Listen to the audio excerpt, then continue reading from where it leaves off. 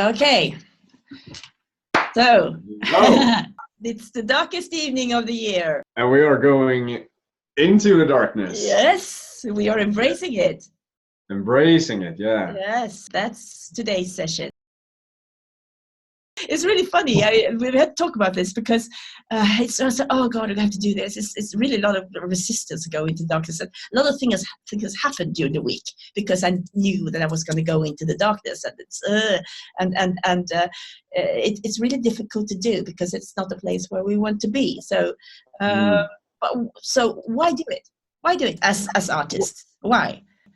Oh, as artists, well, it's part of us, right? I mean, Yeah. it's a part of me, Yeah.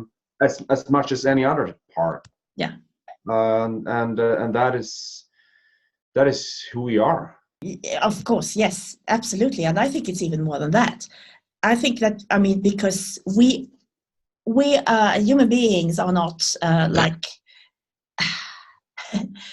we're very complex, but we are not good, really.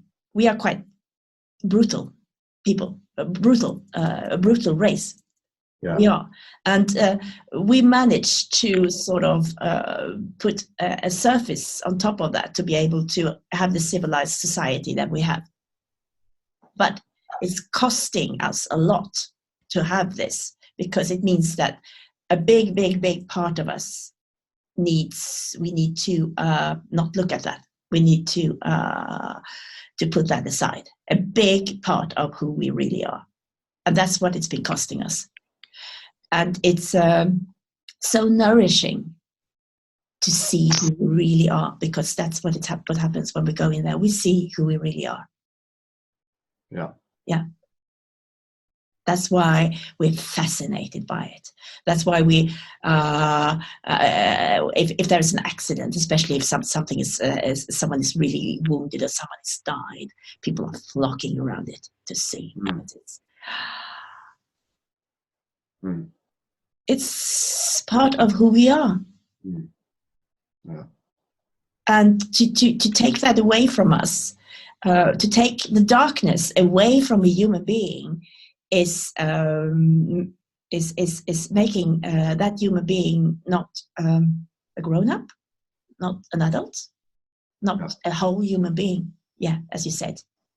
So it's very, very, I think it's important to do it yourself, to ourselves, and it's important for us to watch other people go into the darkness, because that helps us to do it. What happens if we don't at all go into it's very dangerous not to go into the darkness ever in life, to just trying to stay on the good side, trying to just think that I'm a good person. I have nothing dangerous inside of me. I have nothing that's dark inside of me at all.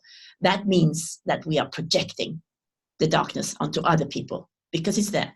And that means that we are demonizing people around us instead of acknowledging ourselves that it's there. So it's actually very, very, very dangerous to do. We need to do this. It's very important work, and it's also it's one of the things that the religion usually takes care of, to do this. Talk about the devil and all that kind of stuff. And at the moment in the Western society, we don't really have that, and that's scaring me a bit, actually.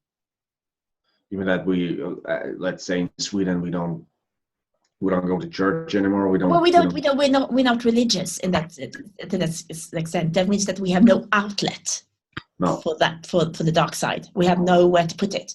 Which means, and still we're trying to be good people. We should be really, really good people. And we are so good. And then we are not introspective at all. We're not looking inside at all, which means that's why we're demonizing people around us instead.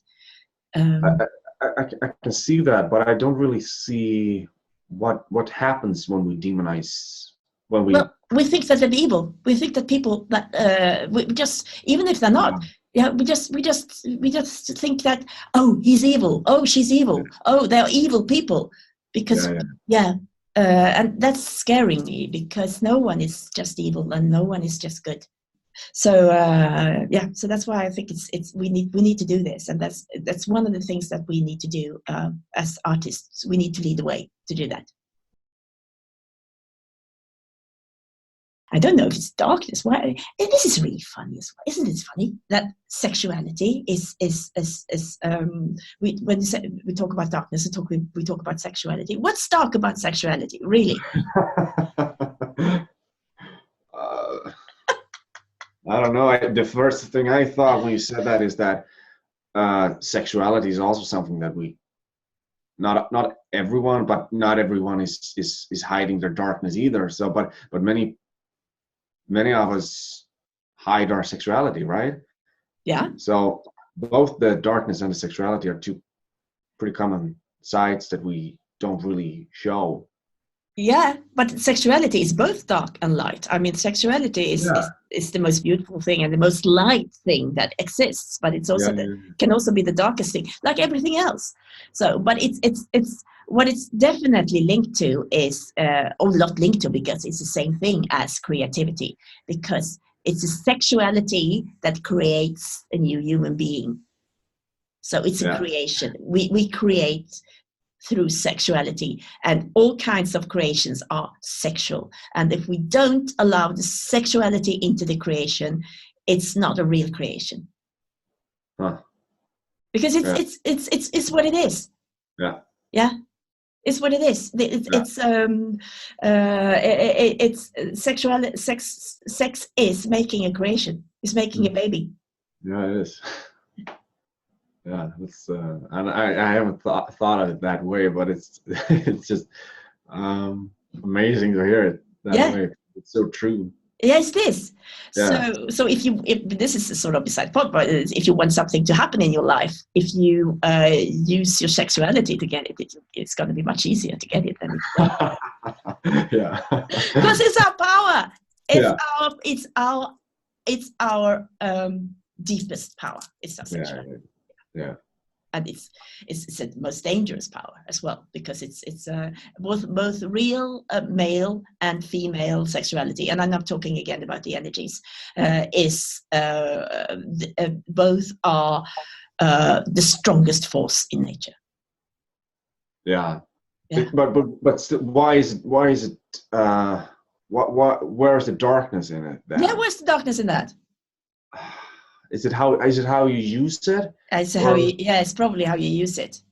Yeah. Yeah. It's because you can use it creatively, and you can use it destructively, like everything else. Yeah. Yes. So and it's so powerful. So when we use it destructively, it gets really destructive. Yeah. It destroys, and it builds and it destroys. So it creates and it destroys, because everything is two sides. Once you start to go, and that's the thing with this. Once you start to go in one direction with the darkness or light, the other side is following all the time. There's always the other side. Yeah. Yeah. If you go into the light, if you want to go into, I'm just going to be light. I'm just going to be light. You will meet your darkness inside of you. And if you go into the darkness, I'm just going to go into the darkness, you will meet the light. So you have to stay in the middle, have middle and have both. You have to balance both two of them. Yeah. And to do that, you have to get to know them both. Yeah, you have to get to know them both. But what is it exactly we are afraid of? Is it to show it for someone else? And I mean, because to be it, that we're not good. Yeah. So that I am not a good person. That I'm actually a bad person. Yeah. That I have these imaginations, because we all have them. That I have these. If you say, for example, I'm so angry with him, I want to kill him. You don't mean it, but you do mean it. Yeah. We do mean it. Yeah. Why say it if we don't mean it? We kill to live. We kill to get a better life. We kill to have empowerment over our life. So I mean, the most straightforward way is that if someone is pointing a knife to us, threatening our life, Yeah. we can kill that person. I mean, that's as humanly possible to kill that person. Yeah. Yeah. Because they are threatening our life. Yeah. To save your own life. To save your own life. Yeah. Yeah. To save your own life and to have a life after this incident, after this is happening. And also if I mean, so that's the thing. But there is also, as I say, there is also emotional and spiritual life. So if someone has killed our emotional or spiritual life, we can kill that person physically. To have the feeling that we have a possibility to have a life, to get our power back over that person, over that situation. So if something, for example, if something happened in your childhood, for example, let's say that you were beaten as a child really badly, that would stay. What children do, what we do, not everyone, and this is absolutely not everyone. This is a small. A lot of people, most people actually manage to rise from this, but not everyone. And so what can happen is that you can, if you've been beaten, you can internalize it. So you have that enemy inside of you. Yeah, we have that I'm yourself, your worst enemy. There's a lot of people just trip themselves up all the time. Yeah, so you internalize it, and then you don't look at it. So, and you don't go in there, so it will pop up as a shadow in front of you. So you kill that person in front of you. That looks like that. What is it exactly you internalize? Is like the one who beat you? Yeah. Like a parent, for example. Like for example, yeah, if a parent was beating you, for example, after a while, it's possible that you internalize it and you start beating yourself up. And you can do that. You don't have to do it physically. You can change it emotionally and spiritually. So let's say I was beaten physically, and then I can internalize it. So I start beating myself up emotionally. Exactly. Okay. Yeah. And then if you don't have a look, this can happen. Doesn't happen most of the time, but it can happen that you beat yourself up so much that you feel that you are dying. Yeah. You feel, but that's what you are, right? Yes, that's what you are. You are killing yourself. Yeah, you're killing yourself, and sometimes it gets so bad, so it is actually life-threatening. Yeah. So if it is life-threatening, and if you don't look inwards, if you don't take care of it, that's when the shadow will pop up in front of you. Yeah. And you will see someone, or look for someone, or find someone that reminds you of that parent that beat you when you were a kid. And then you will try to kill that person, to kill that. I just wonder, when you say that it pops up, is that like, I mean, is it something that I do? I mean, this is all subconscious. Everything. Yeah. Oh, yeah. But that is the projection I'm doing. Yes, exactly. I put it on someone else when I can't get to the person that did it from the beginning. But I mean, to try to get your power back, to try to get relief in this. Sometimes, I mean, most actually coming up to Christmas now, and it's a time when most there are a lot of things happening in families, and it's quite. It happens at this time that kids kill their parents. Oh. Yeah. Because of what's happened. So it's when they were kids. Yeah. So that they actually are able to kill that person. But sometimes that person is dead. So that's when we try to make other people into that person, so we can kill them. And we can do it physically, like we can even make them look like that person. Or we can just say, oh, that's someone who looks like, walks like my father, or have the hair like my father, or looks like that. Looks like him or her. So and then we try to do it to get that relief. The thing is, the only problem is that if it's not that person, it won't last forever. If it is the person, it usually does. So most of the time, people who actually kill their parents, they don't kill again. But but if you can't kill your real parent, it keeps you need to do it. It's coming back because you haven't dealt with the internalized parent.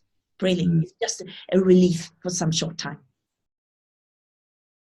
We are at the time where we are going to approach someone that's a person that I've been holding to the side for the 4 first sessions, and it's time to introduce mother. And it's time to introduce the critical parent into the story. Yeah, of course. That's how me as Norman was beaten up as a child, right? By the critical parent. Yeah, of course. Oh yeah. There we have it. Yeah. Yes. Okay. So it's time to get, and so now it's time to see the situation from her point of view. From the critical mother's point of view, and again, we're doing it through ourselves, because we can talk about. We could sit here and talk about psychology for weeks, and have all these theories. And I'm not an expert. Hundreds of thousands of more people that are more experts on psychology than I am. What we're doing here is understanding what's going on with our bodies, not with our intellect, with our bodies. Yeah. To make it understandable. That's our job with our bodies. Yeah.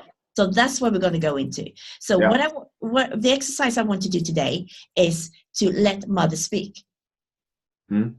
So I want to let your internalized critical parent speak. That's what I want to do now. And when I talk about the criticized parent, sometimes I think that that psychology has destroyed the parent-child relationship today, because we think that we need to be so good because otherwise the child is going to be damaged. We need, as a parent, so we don't dare to do anything to our children anymore. But that's not the case. The children is going to be a child is going to be damaged whatever we do.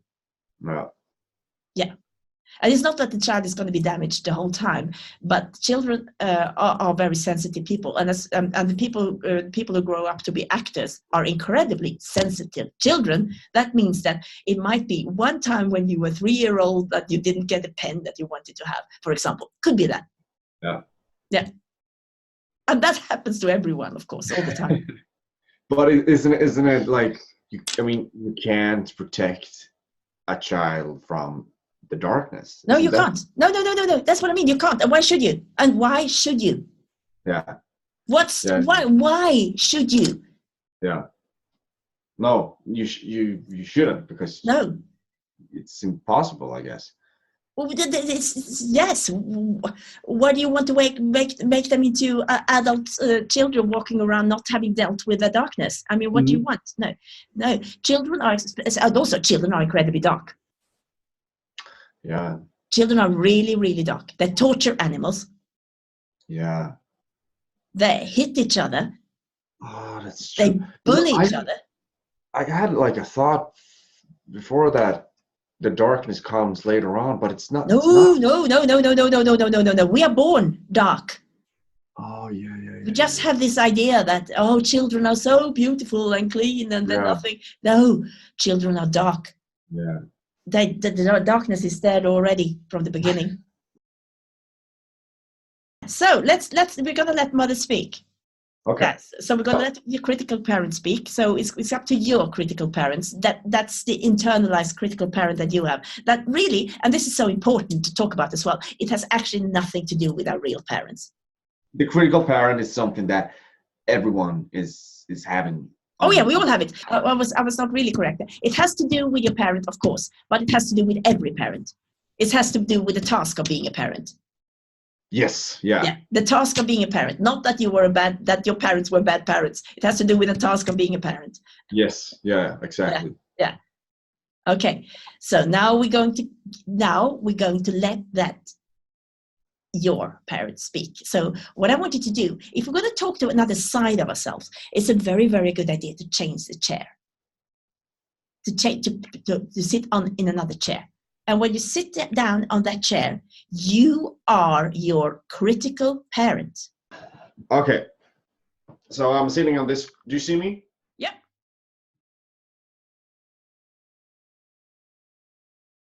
What's the problem with little Joel? Yeah.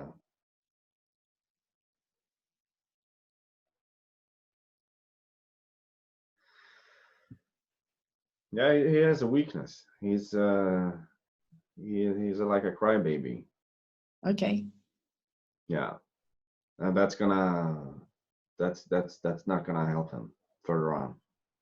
I mean, shit happens, you know. Life fits you, and if you're always gonna go around and cry about it and ask someone else to fix it, that's not gonna work. If he's in danger, Mm-hmm. would you kill for him? Yeah, if it was like life threatening for him. Yeah. Yeah. Oh yeah, I would. What do you do today? Because you were talking about when Joel was little. How do you take care of him today? Yeah, almost drilling him into discipline. Okay. Yeah, that's one of the things I'm. That's one of the things I want him to take with him into the next year. Mm-hmm.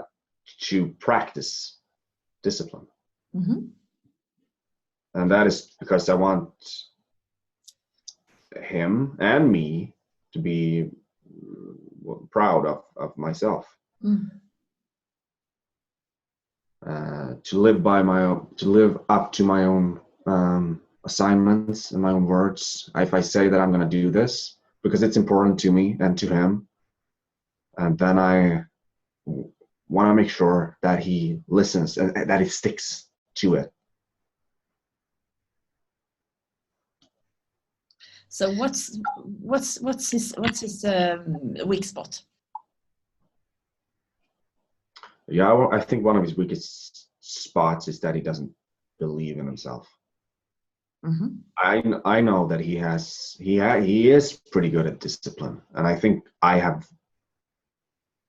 helped him with that. I am good at discipline, and that is something that I encourage him to be.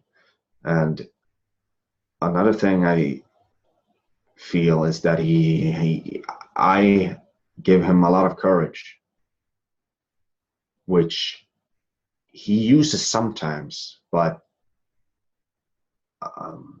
I think he can use it even more in his daily life. And I think that's part of me. Mm-hmm.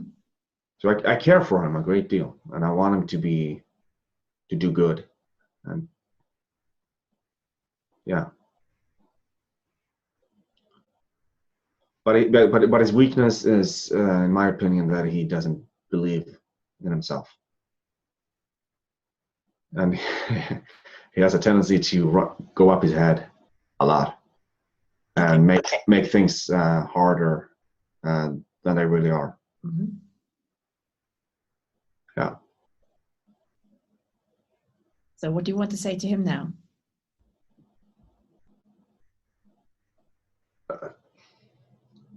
Trust yourself. You're pretty cool, actually. You have a lot of stuff going on for you if you just do it. I even know that you have people who look up to you, who care for you, and if you just do them, stop talking that much and start doing it, you're gonna be okay. I don't think you're being absolutely sincere with me.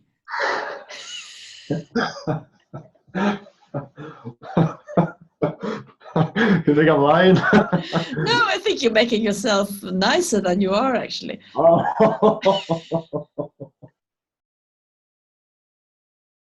Take a deep breath. Take a breath. Breathe in and breathe out.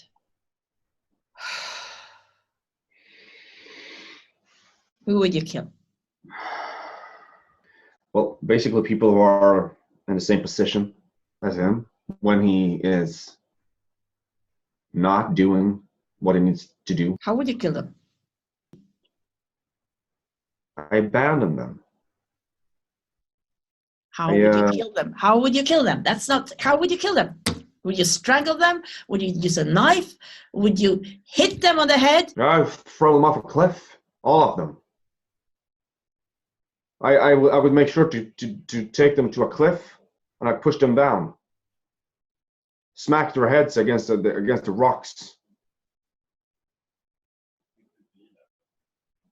That's how I would do.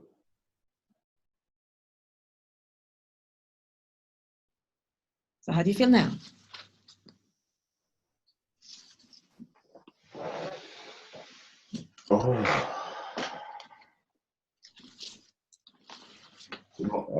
I feel